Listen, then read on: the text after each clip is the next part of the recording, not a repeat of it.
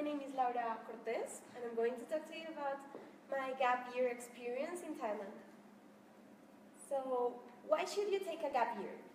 Well, first of all, we shouldn't be in this whole race that our capitalistic world has put us into, of graduating from school, immediately going into university, then having a family very fast, and then suddenly life has already finished. So I really encourage you to take your time to do things.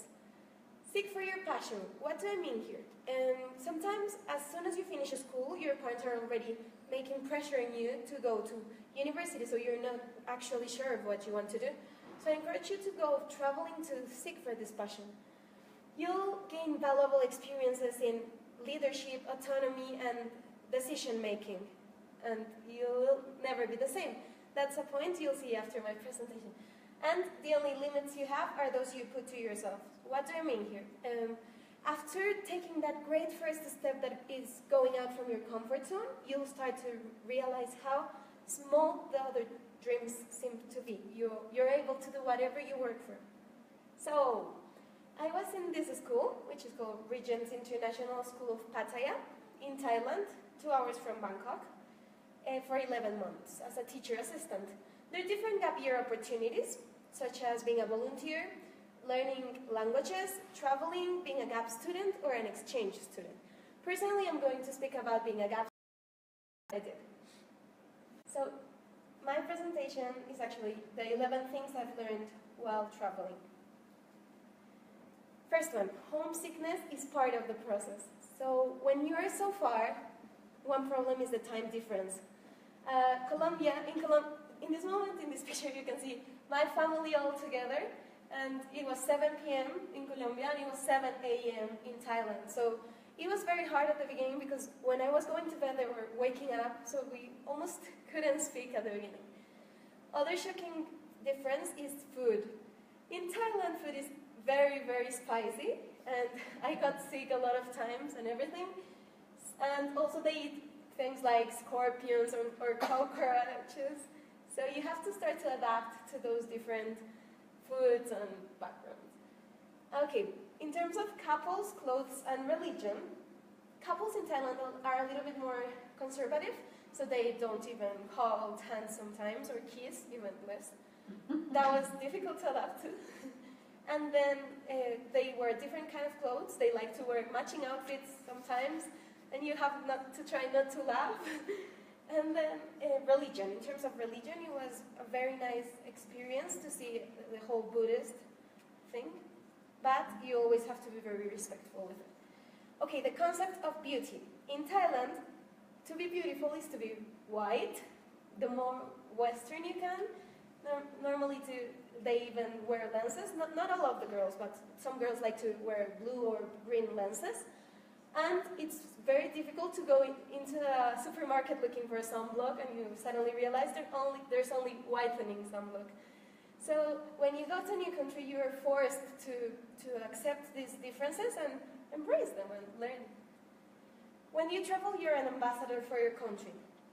Especially if you come from a little country like Colombia, Asians tend to relate it with Cambodia, and sometimes they don't know they're different. So they're really interested, and maybe because of coming from Colombia, we're sometimes cautious, and we are like, why do you want to know who am I? Why are you approaching me for a picture in the street?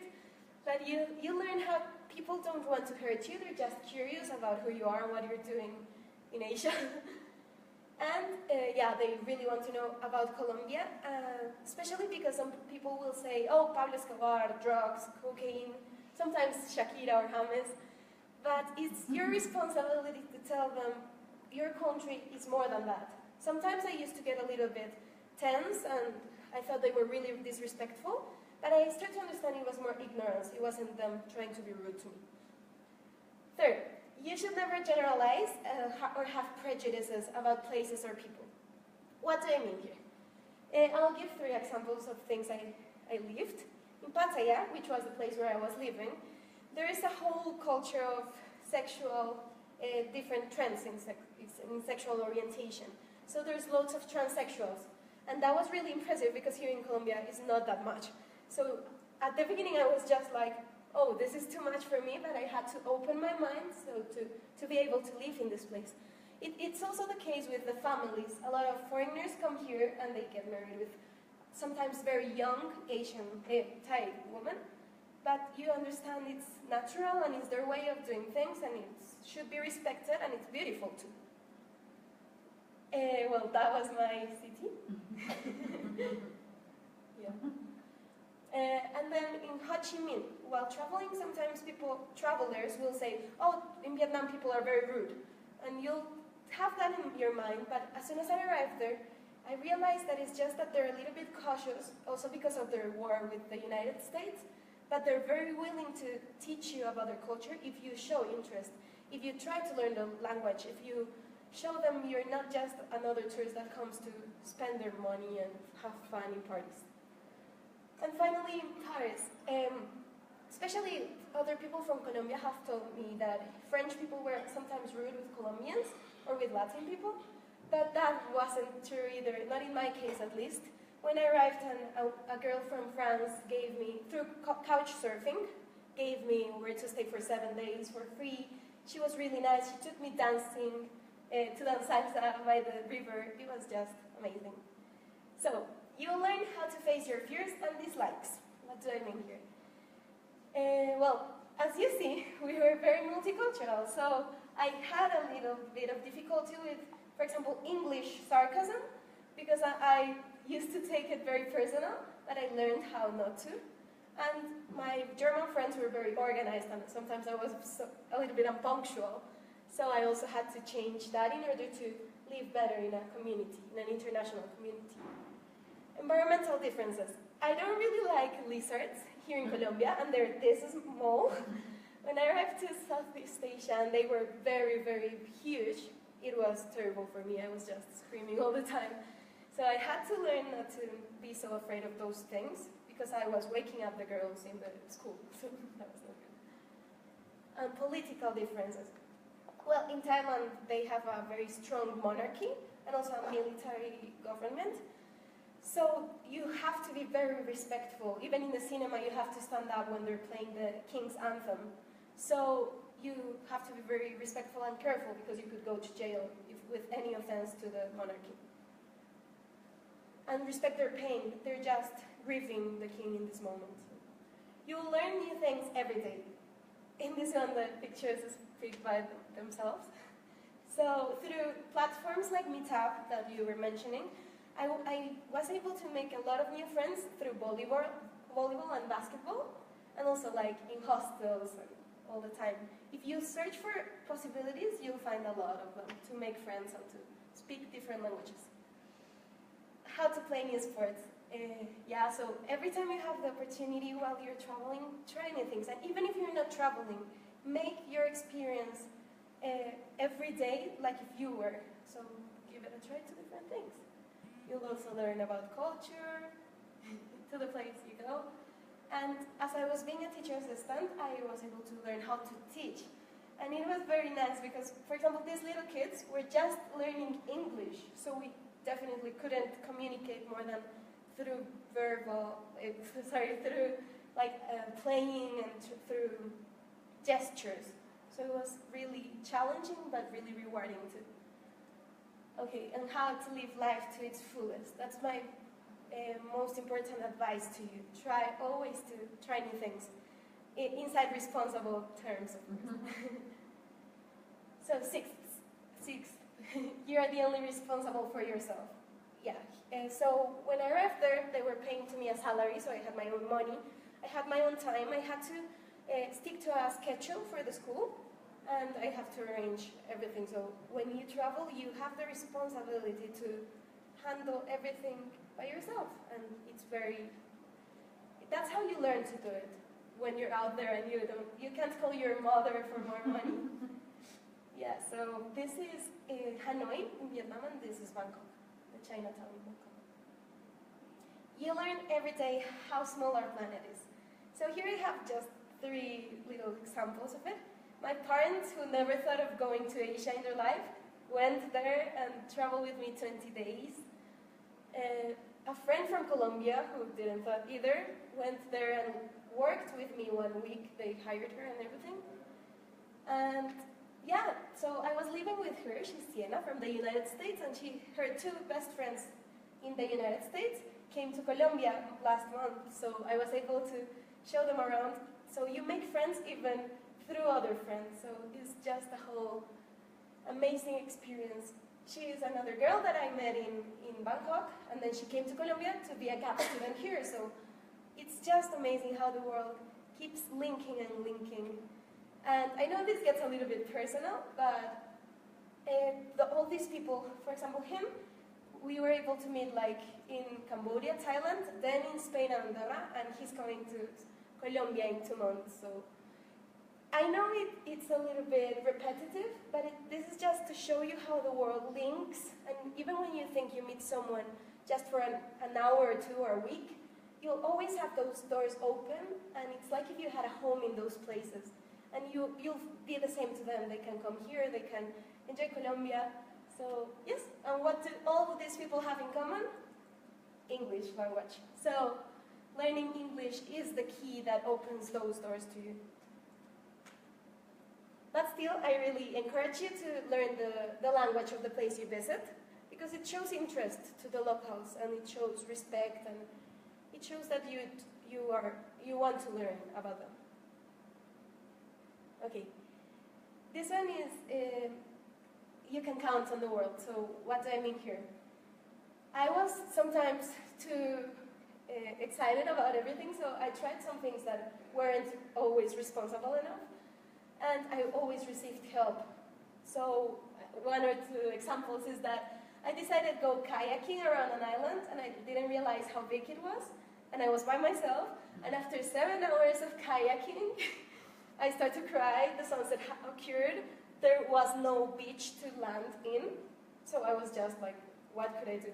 And suddenly from nowhere, a boat appeared with Chinese tourists, of course, and they took me back to my hotel. They didn't ask for a cent, and I was rescued by them.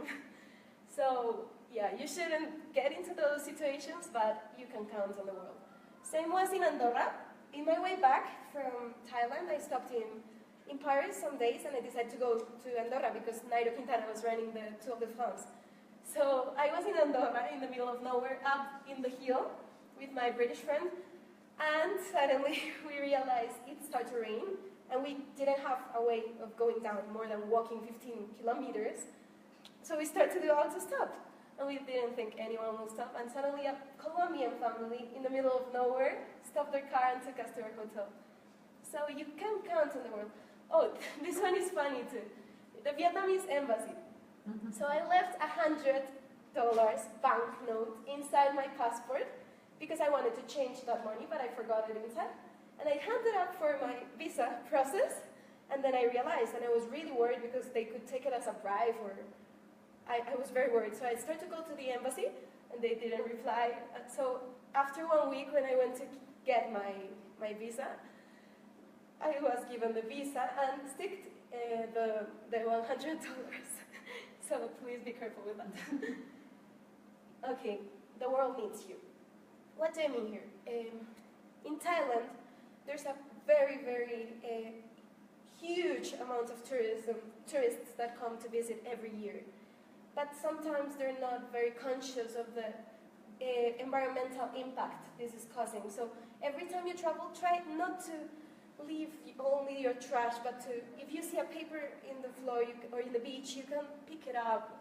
Try to live in the place of something good, not just go and consume. And also about animals, like elephants. Like elephant riding is a big thing that attracts a lot of tourists every year to Thailand, but it's not good for the elephants, and they really get hurt after this. So I encourage you to, every time you go to a place, be careful, because tourism is not always a synonym of being nice to the environment. Okay, in Cambodia and Vietnam, what I learned was more about humanity and war. So Vietnam had a terrible war. More or less 40 years ago, a man decided that he wanted to go back to Stone Age, and he killed 25% of the population in 5 years. So they're still recovering from that. And it was very difficult to go there and see how all these people know they killed between each other as brothers from the same country. So when you travel, you're responsible of spreading the word of these terrible situations that we have had as a humanity, because you put yourself in those shoes, in the shoes of those people.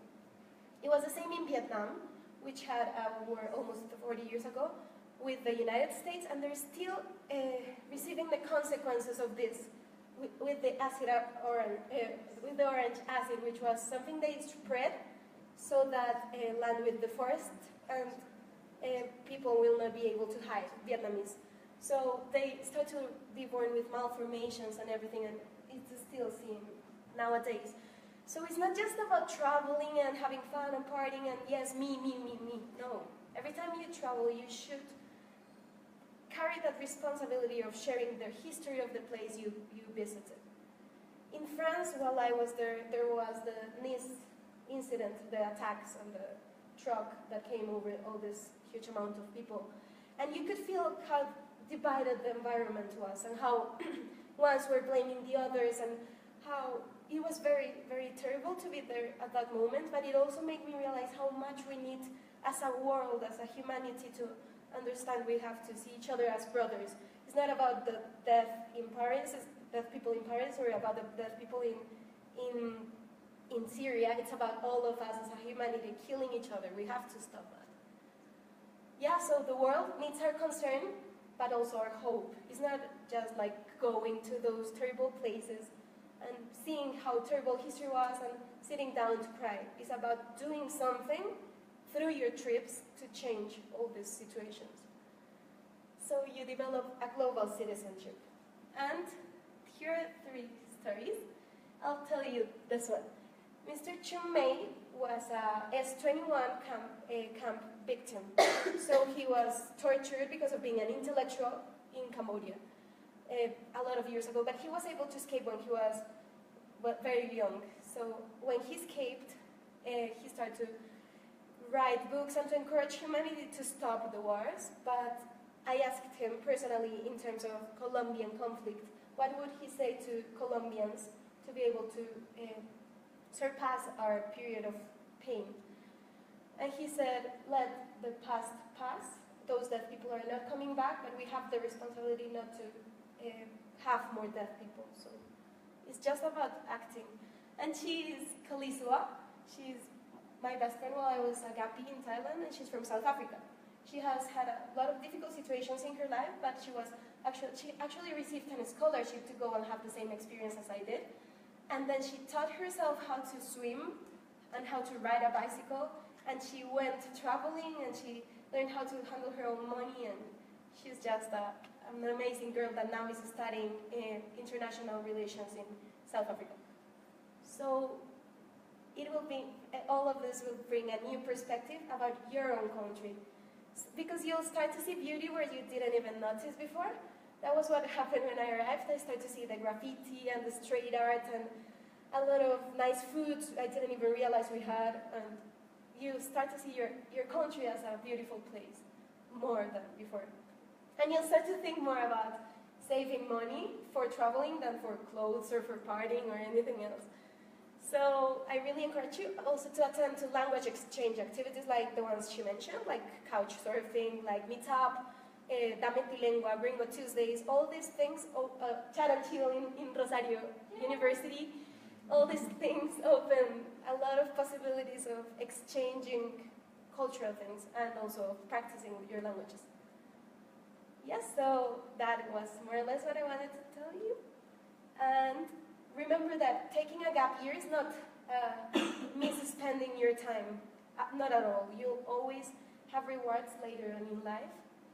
And you'll have friends that are all around the world there for you. It will not give you the answers. It will leave you with a lot more questions. But it's a decision you should really make. Thank you. Now it's your time to see what an amazing world is waiting outside the comfort zone. Any doubts? My Facebook page is Laura Valentina Cortes. Thank you. Bye-bye.